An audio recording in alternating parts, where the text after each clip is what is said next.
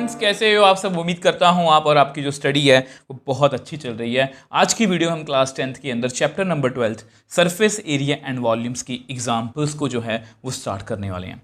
तो 12.2 की अगर हम बात करें तो इसमें सभी क्वेश्चंस जो हैं वो वॉल्यूम से रिलेटेड है। ठीक है, इस चैप्टर का जो पूरा रोड मैप है मैं आपको पहले ही बता चुका हूँ कि इस चैप्टर में हमें ये कुछ करना है, 2 ही एक्सरसाइजेस करनी है। अगर आपके पास पुरानी एनसीईआरटी तो उसमें काफ़ी एक्सरसाइजेज हैं, ये सब कुछ मैं आपको बेसिक में बता चुका हूँ। पुरानी एनसीईआरटी की एक्सरसाइज 13.2 है और एग्जाम्पल नंबर सेम ही है हमारी 5th। ठीक है, अब इससे पहले हम एग्जाम्पल सभी कर चुके हैं, 12.1 भी कर चुके हैं और मैं अपने एक्सपीरियंस से आपको यही कहूँगा कि 12.1 जो है वो नॉर्मली बच्चों को ज़्यादा मुश्किल होंगे। अगर आप अब मेरे से पढ़ रहे हो तो 12.2 आपको थोड़ी सी इजी लगेगी, 12.1 थोड़ी सी आपको मुश्किल लग सकती है। तो इसका रीज़न आपको आगे जाके पता लग जाएगा। इन सभी के जो फॉर्मूलाज हैं या जो भी कुछ है ये सब कुछ मैं आपको बेसिक में बता चुका हूँ। इन सभी वीडियोस का लिंक जो है आपको नीचे डिस्क्रिप्शन बॉक्स में मिल जाएगा। तो एग्जाम्पल को पढ़ते हैं। Shanta runs an industry in a shed which is in the shape of a cuboid surmounted by a half cylinder see figure दी हुई है।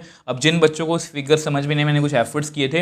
ये आपका क्यूबॉइड है, ठीक है, ये आपको क्यूबॉइड दिख रहा है। अब ये कुछ ऐसा है, ठीक है, ये क्यूबॉइड है, क्यूबॉइड के ऊपर शेड लगा हुआ है, तो ये कुछ ऐसा दिख रहा है आपको। आई होप ये पहले डायग्राम आपको क्लियर होगी। कुछ बच्चों को ना हाफ सिलेंडर नहीं पता कैसा होता है।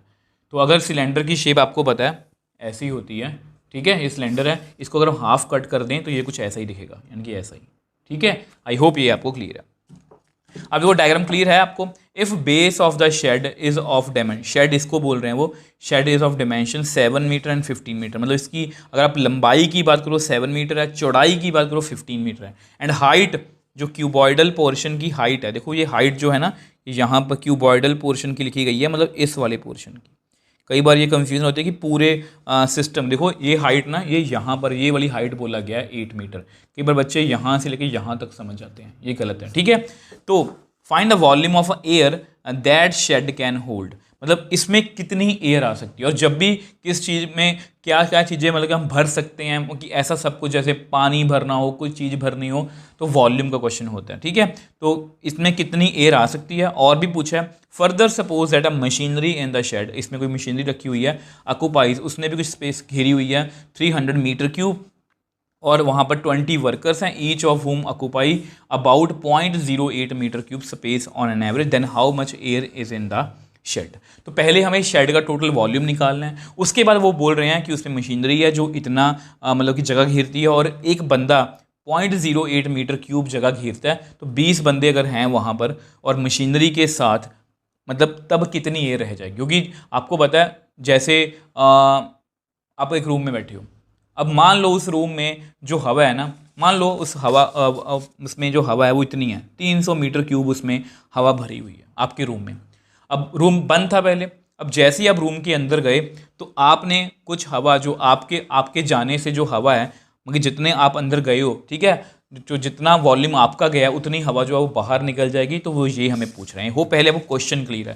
देखो इन क्वेश्चन में ज़्यादा मैं पहले बता चुका हूँ, ये क्वेश्चन आपको थोड़े से कंपैरेटिव 12.1 से ईजी लगेंगे। यहाँ पर जो मेन बात है ना, आपने बस डायग्राम को ध्यान से पढ़ना है और अपने जो पैरामीटर्स हैं उनको ध्यान से लिखना है। सबसे पहले तो सभी मीटर में है, अच्छी बात है। अब ये भला क्या है, ये 7 मीटर इसकी लंबाई है। अगर हम क्यूबॉइड की बात करें तो लेंथ, मैं सब कुछ लिख देता हूँ आपको। अब देखो लेंथ कितनी है हमारी, 7 मीटर मान लो, चौड़ाई 15 मीटर मान लो, और हाइट इसकी 8 मीटर। ये मैंने क्यूबॉइड का लिखा है। ठीक है, अब इसका भी देखना पड़ेगा, ठीक है, क्योंकि इसका वॉल्यूम निकालेंगे और फिर देखो पहले मैं क्यूबॉइड का वॉल्यूम निकालूंगा और उसमें मैं ऊपर वाला जो पोर्शन ये वाला है, ठीक है, इसका वॉल्यूम ऐड कर दूंगा तो टोटल एयर आ जाएगी कितनी आ सकती है। अब देखो मुझे सिलेंडर के लिए, देखो आपको सभी फॉर्मूलाज जो है ना वो याद होने चाहिए। आपको पता है क्यूबॉइड का वॉल्यूम होता है LBH और सिलेंडर का होता है πr²h, तो हमें R भी चाहिए और H भी चाहिए। ठीक है, अब आप मेरे को बताओ इस सिलेंडर की हाइट कितनी होगी। ये हाइट है ना, देखो ये हाइट हो गई सिलेंडर की। देखो ये सिलेंडर ऐसा है, जैसा कि मैंने आपको समझाया था कि ये मतलब कि ना कुछ ऐसे ऊपर से आपको ऐसा दिख रहा है ना, ये बेसिकली अगर मैं देखा जाए तो ये इसके ऊपर ऐसा रखा हुआ है। तो ये जो पोर्शन है, ये अगर इसकी बात कर रहे हो तो ये पता क्या है 15 मीटर। तो यहाँ मैं लिख देता हूँ also H, height of cylinder कितनी है 15 मीटर। इन बातों का जो है वो ध्यान रखो, मैंने कैपिटल एच लिखा है। अब हमें और क्या चाहिए, रेडियस। अब ये क्या है, देखो ये वाली हमें चौड़ाई दी हुई है, ये वाली हमें चौड़ाई दी हुई है, ये कितनी है 7 मीटर। तो ये क्या हुआ, ये सिलेंडर का क्या हुआ डायामीटर। तो देयरफॉर रेडियस, कैपिटल आर लिख रहा हूं मैं, रेडियस ऑफ सिलेंडर, ये सबसे इंपॉर्टेंट बात, 7/2 मीटर। देखो ये डायमीटर है ना, तो इसका हाफ क्या होगा रेडियस। आई होप ये पहले आपको क्लियर है। अब नेक्स्ट पेज पे हम फॉर्मूला लगा लेते हैं। अब देखो आपको पता है टोटल वॉल्यूम कितना आएगा, volume of cuboid plus volume of cylinder. Half क्यों लिखा है, क्योंकि जो हमारा सिलेंडर है वो यहाँ पर हाफ लगा हुआ है, ठीक है। तो इसको लिखते हैं फॉर्मूलाज को, L/B/H प्लस हाफ, यहाँ पर कितना आएगा πr²H। मैंने थोड़ा सा डिफरेंस भी रखा है, ये भी एच है ये भी एच है, फिर कंफ्यूजन होगी, ठीक है। ऐसा नहीं है कि अगर जो क्यूबॉइड की हाइट है वही मतलब कि उसकी भी हाइट आ जाए, तो इस बात को आप ध्यान रखोगे।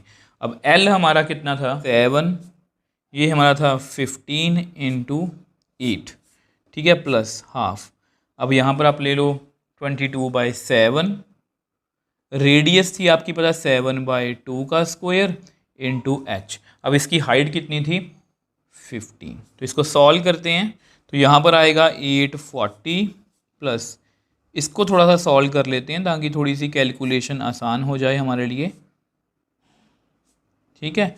तो अब ये आपस में कट जाएगा, यहाँ पर 11 और कुछ कट हो रहा है नहीं, तो इसको सॉल्व करते हैं। कितना आएगा 840 प्लस यहाँ पर आएगा 288.75, तो विच एम्प्लाइज रिक्वायर्ड वॉल्यूम।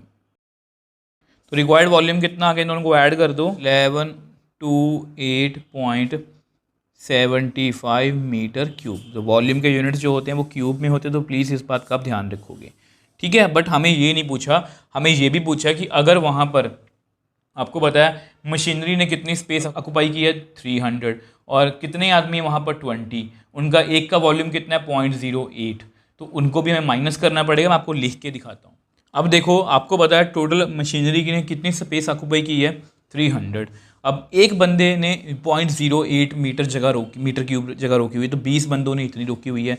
तो टोटल वॉल्यूम में से मशीनरी का और 1.6 मतलब जो वर्कर्स हैं उनका वॉल्यूम माइनस कर दो, तो मेरे पास रिक्वायर्ड आंसर आ जाएगा 827.15 मीटर क्यूब। तो ये हमारा आंसर है। देखो इस क्वेश्चन में कुछ भी मुश्किल नहीं था, फॉर्मूला है और जस्ट कैलकुलेशन है। बस समझने वाली बात ये है कि ये आपकी मतलब इस तरह से आपकी कोई जो है वो फैक्ट्री है, शेड है, जो भी है, ठीक है। पर आपने इस बात का ध्यान रखना कि एच आपने किसको रखना है और आर किसको रखना है। अगर आपको ये बातें क्लियर हो जाएंगी तो आपको ऐसे किसी भी क्वेश्चन में कोई भी दिक्कत जो है वो नहीं आएगी। अगर आपको फिर भी कोई डाउट है मुझे नीचे कमेंट बॉक्स में लिख सकते हो, मुझे इंस्टाग्राम टाइम पर मैसेज भेज सकते हो, मैं हमेशा आपका रिप्लाई करता हूँ। अगर आपको वीडियो थोड़ी सी भी हेल्पफुल लगे तो वीडियो को लाइक कीजिए, शेयर कीजिए और इस चैनल को सपोर्ट कीजिए।